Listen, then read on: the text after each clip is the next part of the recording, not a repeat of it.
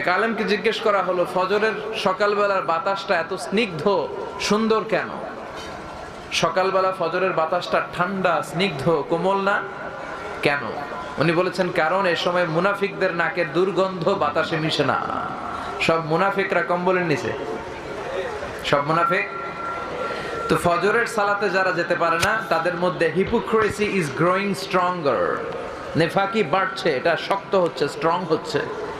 আপনার মধ্যে নেফাকি, মুনাফিকদের আচরণ ঢুকছে কিনা, আসছে কিনা, এটা কিভাবে বুঝবেন? আপনি দেখবেন যে ফজরের নামাজে আপনার যেতে কষ্ট হয় কিনা।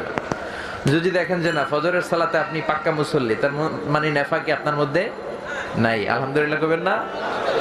আর যদি দেখেন ফজরের নামাজে ঘাপলা, তাহলে বোঝা যাবে নেফাকি, হিপোক্রেসি ইজ গ্রোয়িং স্ট্রঙ্গার। অন্তরের ভিতরে নেফাকি বাড়ছে। আল্লাহ তুমি নেফাকি থেকে আমাদেরকে বাঁচাও। চিল্লায় পড়েন আমিন।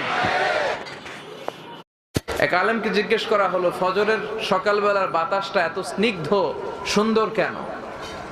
সকালবেলা ফজরের বাতাসটা ঠান্ডা, স্নিগ্ধ, কোমল না কেন? উনি বলেছেন, কারণ এ সময় মুনাফিকদের নাকের দুর্গন্ধ বাতাসে মিশে না। সব মুনাফিকরা কম্বলের নিচে, সব মুনাফিক। তো ফজরের সালাতে যারা যেতে পারে না, তাদের মধ্যে হিপোক্রেসি ইজ গ্রোয়িং স্ট্রঙ্গার। নেফাকি বাড়ছে, এটা শক্ত হচ্ছে, স্ট্রং হচ্ছে। আপনার মধ্যে নেফাকি, মুনাফিকদের আচরণ ঢুকছে কিনা, আসছে কিনা, এটা কিভাবে বুঝবেন? আপনি দেখবেন যে ফজরের নামাজে আপনার যেতে কষ্ট হয় কিনা।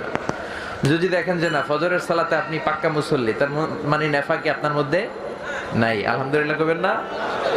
আর যদি দেখেন ফজরের নামাজে ঘাপলা, তাহলে বোঝা যাবে নেফাকি, হিপোক্রেসি ইজ গ্রোয়িং স্ট্রঙ্গার। অন্তরের ভিতরে নেফাকি বাড়ছে। আল্লাহ তুমি নেফাকি থেকে আমাদেরকে বাঁচাও। চিল্লায় পড়েন আমিন।